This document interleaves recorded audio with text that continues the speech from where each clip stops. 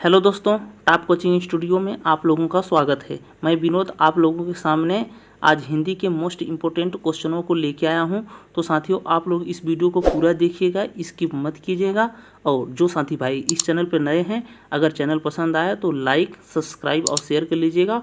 और एक bell icon की घंटी आएगी, आप लोग उसको प्रेस कर लीजिएगा, जिससे आने वाले हर वीडियोज़ के नोटिफिकेशन आप लोगों को मिलता रहे। तो साथियों, चलिए चलते हैं अपने टॉपिक पे। तो आज का टॉपिक है साथियों उपसर्ग और प्रत्यय पर। आज हमने बहुत मोस्ट इम्पोर्टेंट क्वेश्चनों को लिए हैं। आज मैंने 20 सिलेक्टेड क्वेश्चनों को लिया है दोस्तों।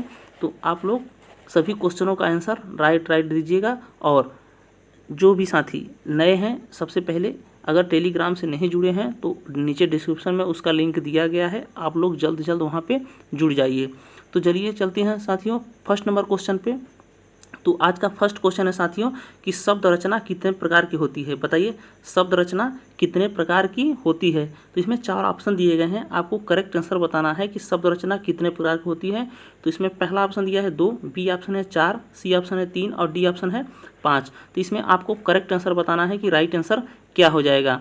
तो शब्द रचना कितने प्रकार की होती है साथियों, तो आपका right answer option number C हो जाएगा। शब्द रचना कितने प्रकार की होती है, तो शब्द रचना 3 प्रकार की होती है साथियों। इसका right answer option number C हो जाएगा। और जो साथी भाई नए हैं वो सबसे पहले चैनल को सब्सक्राइब कर लीजिए, और वीडियो पसंद आए तो लाइक भी कीजिएगा। तो चलिए चलते हैं दूसरे नंबर क्वेश्चन पे साथियों। तो दूसरा नंबर क्वेश्चन है आपका कि उपसर्ग को कहते हैं। बताइए, इसमें पहला ऑप्शन दिया है अंत्य प्रत्यय, बी ऑप्शन है आदि प्रत्यय, सी ऑप्शन है आपका मध्य प्रत्यय और डी ऑप्शन है साथियों इनमें से कोई नहीं।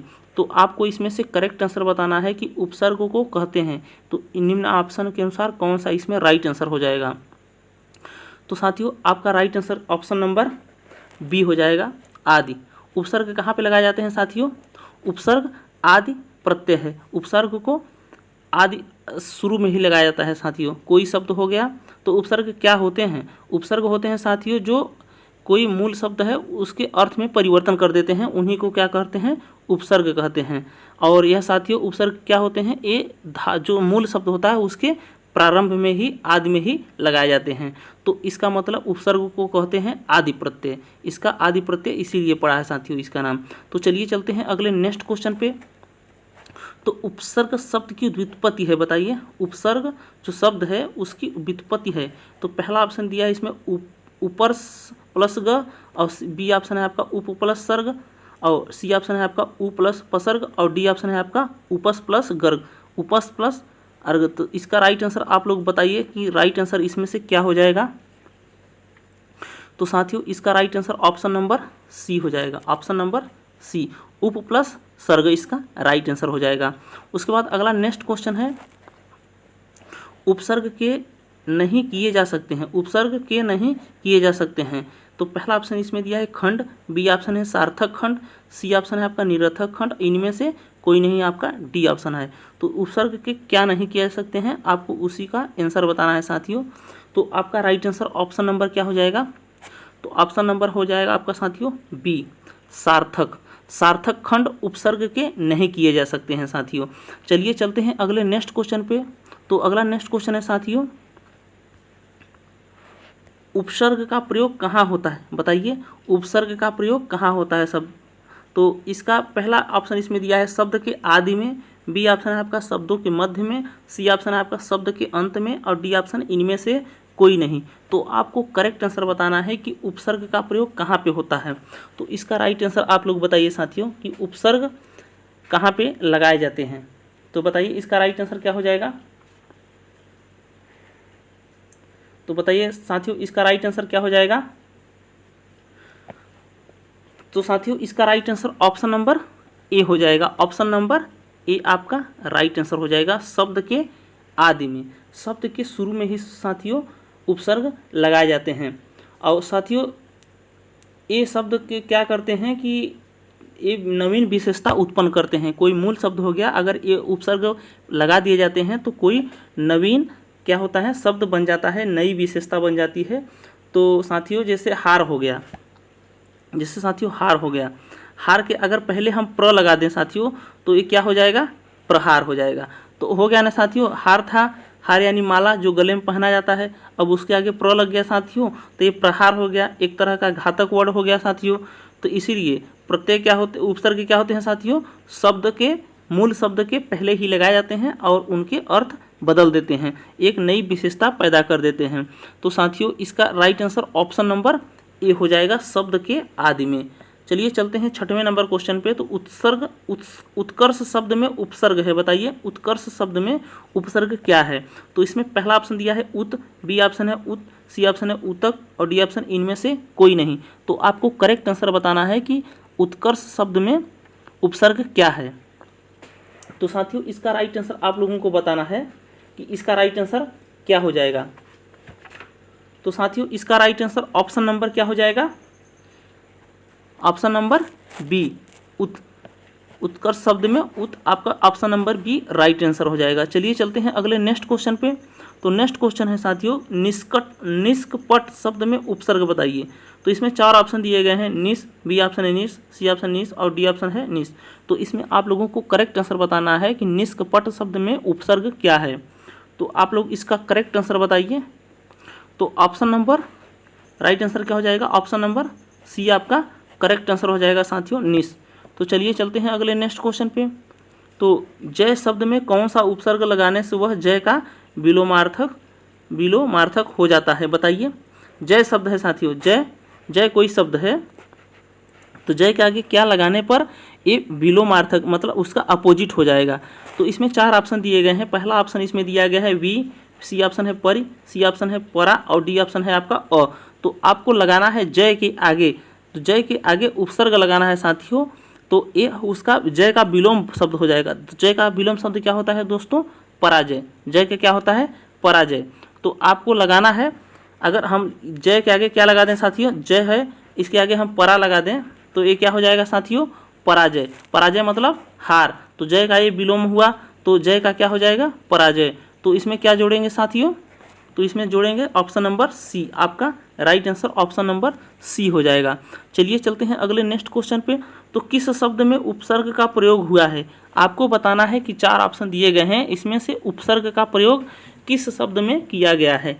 तो इसमें पहला ऑप्शन दिया है उपकार, बी ऑप्शन है लाभदायक, सी ऑप्शन है अपनापन और डी ऑप्शन है आपका समझदार। तो साथियों इसमें आपको करेक्ट आंसर बताना है कि किस शब्द में उपसर्ग का प्रयोग हुआ है। तो साथियों आप लोग पढ़ चुके हैं कि उपसर्ग क्या होता है, शब्द के आदि में लगाए जाते हैं। तो यहाँ पे साथियों आपका ऑप्शन नंबर क्या हो जाएगा, तो आपका ऑप्शन नंबर ए हो जाएगा राइट आंसर, उपकार। साथियों यहाँ पे उपसर्ग का प्रयोग हुआ है, यहाँ पे उपसर्ग का प्रयोग हुआ है साथियों, उप प्लस कार। तो आपका right answer option number A हो जाएगा साथियों। और साथियों इसमें देखिए एक ऑप्शन नंबर सी जो दिया है अपनापन। तो अपना में अगर हम पन लगा दें साथियों, ये जो पन लगा है साथियों लास्ट में, ये क्या है, प्रत्यय है। प्रत्यय क्या होते हैं, उपसर्ग के विपरीत शब्द होते हैं साथियों। उपसर्ग पहले लगाए जाते हैं और प्रत्यय क्या लगाए जाते हैं, बाद में लगाए जाते हैं। तो इसमें क्या हुआ है, इन दोनों में तीनों में क्या हुआ है, प्रत्यय का प्रयोग हुआ साथियों, इसमें प्रत्यय का प्रयोग हुआ है। तो साथियों चलिए चलते हैं अगले नेक्स्ट क्वेश्चन पे। तो नेक्स्ट क्वेश्चन है निम्नलिखित में से कौन सा उपसर्ग रहित शब्द है, बताइए। आपको बताना है उपसर्ग रहित शब्द कौन सा है। तो इसमें पहला ऑप्शन दिया है संयोग, बी ऑप्शन है विदेश, सी ऑप्शन है आपका अत्यधिक और डी ऑप्शन है आपका सुरेश। तो 4 ऑप्शन दिए गए हैं, आपको बताना है कि कौन सा उपसर्ग रहित शब्द है जिसमें उपसर्ग नहीं लगाया गया है साथियों। तो वहीं आपको बताना है, उपसर्ग रहित का मतलब साथियों जिसमें उपसर्ग न लगाया गया हो। तो आपको करेक्ट आंसर बताना है। तो साथियों इसका right answer option number D हो जाएगा, सुरेश। सुरेश में साथियों आपका उपसर्ग का यूज नहीं किया गया है। तो आपका right answer option number D हो जाएगा। चलिए चलते हैं अगले नेक्स्ट क्वेश्चन पे। तो अत्यंत में कौन सा उपसर्ग है, बताइए। इसमें 4 ऑप्शन दिए गए हैं। पहला ऑप्शन दिया है अ, बी ऑप्शन है अति, सी ऑप्शन है अंत और डी ऑप्शन है अ। तो आपको करेक्ट आंसर बताना है कि अत्यंत में कौन सा उपसर्ग है। तो बताइए इसका राइट आंसर क्या हो जाएगा। तो साथियों इसका राइट आंसर ऑप्शन नंबर क्या हो जाएगा, बी। ऑप्शन नंबर बी आपका अत्यंत, अति प्लस अंत। साथियों इसका अति प्लस अंत। तो साथियों इसमें अति क्या है, उपसर्ग है। तो अति का यूज इसमें उपसर्ग के रूप में किया गया है। चलिए चलते हैं अगले नेक्स्ट क्वेश्चन पे। तो इंदिरा गांधी के मंत्रिमंडल में मोरारजी देसाई उप प्रधानमंत्री भी रह चुके थे। उप प्रधानमंत्री में प्रयुक्त उपसर्ग है, बताइए उप प्रधानमंत्री में उपसर्ग कौन सा उपसर्ग प्रयुक्त किया गया है। तो इसमें 4 ऑप्शन दिए गए हैं। पहला ऑप्शन इसमें दिया है तत्सम उपसर्ग, बी ऑप्शन है तद्भव उपसर्ग, सी ऑप्शन है आपका विदेशज उपसर्ग और डी ऑप्शन है आपका देशज उपसर्ग। तो आपको बताना है इसमें करेक्ट आंसर क्या हो जाएगा कि उप प्रधानमंत्री में प्रयुक्त उपसर्ग क्या है। तो आप लोग इसका करेक्ट आंसर बताइए साथियों कि राइट आंसर इसमें से क्या हो जाएगा। और जो साथी भाई चैनल पे नए आ रहे हैं वो चैनल को सबसे पहले सब्सक्राइब कर लीजिएगा। दोस्तों मैं बहुत ही अच्छे क्वेश्चनों को लेके आया हूं। तो साथियों अगर अच्छा लगे वीडियो पसंद आए तो लाइक कर लीजिएगा, सब्सक्राइब कर लीजिएगा।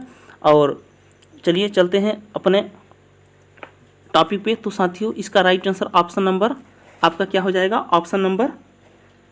ऑप्शन नंबर ए आपका राइट आंसर हो जाएगा। तत्सम उपसर्ग है साथियों। उप प्रधानमंत्री में कौन सा उपसर्ग है, तत्सम उपसर्ग है।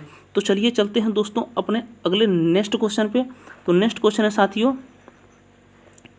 प्रत्यय शब्द निर्मित है, बताइए प्रत्यय शब्द निर्मित है, किससे निर्मित है साथियों। तो इसमें अब साथियों देखिए प्रश्न आ गया प्रत्यय पर। तो प्रत्यय क्या शब्द होते हैं साथियों, प्रत्यय क्या होते हैं बताइए, आप लोगों को बताना है कि प्रत्यय क्या होते हैं। तो साथियों प्रत्यय होते हैं जो शब्द के लास्ट में लगाए जाते हैं। प्रत्यय उपसर्ग क्या होता है साथियों, शब्द के आदि में लगाया जाता है, लेकिन प्रत्यय क्या होता है शब्द के अंत में लगाया जाता है। तो प्रत्यय शब्द निर्मित किससे हुआ है आप लोग उसका बताइए। तो इसमें पहला ऑप्शन दिया है प्रत प्लस अय, बी ऑप्शन है आपका प्रत्यय प्लस अय य, और सी ऑप्शन आएगा प्रति प्लस अय और डी ऑप्शन है आपका प्रति प्लस य। तो आपको करेक्ट आंसर बताना है साथियों कि इसका राइट आंसर क्या हो जाएगा, प्रत्यय शब्द निर्मित किससे है। तो 4 ऑप्शन दिए गए हैं, आपको करेक्ट आंसर बताना है कि इसमें राइट आंसर क्या हो जाएगा। तो साथियों इसका right answer option number C हो जाएगा, प्रति प्लस अय। प्रत्यय शब्द निर्मित है किससे, प्रति प्लस अय से। तो ऑप्शन नंबर सी आपका करेक्ट आंसर हो जाएगा। चलिए चलते हैं अगले नेक्स्ट क्वेश्चन पे। तो प्रत्यय लगाए जाते हैं, तो साथियों जैसे उपसर्ग शब्द के आदि में लगाए जाते हैं, तो प्रत्यय क्या होते हैं शब्द के अंत में लगाए जाते हैं। क्या लगाए जाते हैं, शब्द के अंत में। तो आपका ऑप्शन नंबर सी आपका राइट आंसर हो जाएगा, शब्द के अंत में। और उपसर्ग क्या होते हैं, उपसर्ग शब्द के आदि में लगाए जाते हैं। तो साथियों आपको पसंद आया होगा क्योंकि प्रत्यय और उपसर्ग आप लोगों को अच्छी तरह मालूम हो गया किस कैसे होता है। तो साथियों अगला नेक्स्ट क्वेश्चन देख लेते हैं। तो जो शब्द के अंत में जुड़कर उसके अर्थ या भाव में परिवर्तन कर देते हैं उसे क्या कहते हैं, बताइए। बहुत ही अच्छा क्वेश्चन है साथियों। अभी पिछला ही क्वेश्चन ऐसे ही था, प्रत्यय जो 14 नंबर क्वेश्चन है साथियों वहीं पे संबंधित यह क्वेश्चन है। आपको बताना है कि जो शब्द के अंत में जुड़कर, शब्द के अंत में क्या जुड़ते हैं साथियों, तो शब्द के अंत में क्या जुड़ते हैं, प्रत्यय जुड़ता है। तो जुड़कर उसके अर्थ या भाव में परिवर्तन कर देते हैं उसे क्या कहते हैं, प्रत्यय कहते हैं। तो ऑप्शन नंबर डी आपका करेक्ट आंसर हो जाएगा। बहुत ही अच्छा क्वेश्चन है साथियों। अगला नेक्स्ट क्वेश्चन है, कृत प्रत्यय किन शब्दों के साथ जुड़ते हैं, बताइए। कृत प्रत्यय जो होता है वो किन शब्दों के साथ जुड़ते हैं। तो आपको 4 ऑप्शन दिए गए हैं, आपको इसमें बताना है कि करेक्ट आंसर क्या हो जाएगा। तो इसमें पहला ऑप्शन दिया है संज्ञा, बी ऑप्शन है सर्वनाम, सी ऑप्शन है आपका विशेषण और डी ऑप्शन है आपका क्रिया। तो कृत प्रत्यय किन शब्दों के साथ जुड़ते हैं, तो साथियों कृत प्रत्यय जुड़ते हैं किसके साथ, तो ऑप्शन नंबर डी आपका करेक्ट आंसर हो जाएगा, ऑप्शन नंबर डी क्रिया। अगला नेक्स्ट क्वेश्चन है कि निम्नलिखित में से कौन सा पद इक प्रत्यय से नहीं बना है, बताइए। निम्नलिखित में से कौन सा ऐसा शब्द है जो इक प्रत्यय से नहीं बना है। तो आपको इसमें बताना है करेक्ट आंसर। तो इसमें पहला ऑप्शन दिया है दैविक, बी ऑप्शन है सामाजिक, सी ऑप्शन है आपका भौमिक और डी ऑप्शन इनमें से कोई नहीं। तो आपको करेक्ट आंसर बताना है कि कौन सा पद इक प्रत्यय से नहीं बना है। तो प्रत्यय साथियों आप लोग जानते हैं कि शब्द के लास्ट में लगाए जाते हैं। तो इसमें बताना है कि प्रत्यय से नहीं बना है, कौन सा ऐसा पद है जो प्रत्यय से नहीं बना है। तो 4 ऑप्शन आपके हिसाब से कौन हो जाएगा साथियों, तो साथियों इसका right answer option number D हो जाएगा, इनमें से कोई नहीं। इनमें से ऐसा कोई पद नहीं है जो इक प्रत्यय से नहीं बना है, सब में इक प्रत्यय का यूज किया गया है साथियों। जैसे दैविक हो गया तो दै प्लस इक, और सामाजिक हो गया तो सामाज प्लस इक। तो आपका भौमिक में भी आपका इक प्रत्यय ही लगा है साथियों। तो इसका right answer option number D हो जाएगा। अगला नेक्स्ट क्वेश्चन है कि अनुज शब्द को स्त्रीवाचक बनाने के लिए किस प्रत्यय का प्रयोग किया जाता है, बताइए। अनुज शब्द को स्त्रीवाचक बनाने के लिए किस प्रत्यय का प्रयोग किया जाता है? तो इसमें पहला ऑप्शन दिया है आंग, बी ऑप्शन है ईयत, सी ऑप्शन है आपका आ और डी ऑप्शन है ई। तो आपको करेक्ट आंसर बताना है इसमें से कि अनुज शब्द को स्त्रीवाचक बनाने के लिए किस प्रत्यय का प्रयोग किया जाता है। तो साथियों आपका राइट आंसर क्या हो जाएगा? तो साथियों आपका right answer option number C हो जाएगा।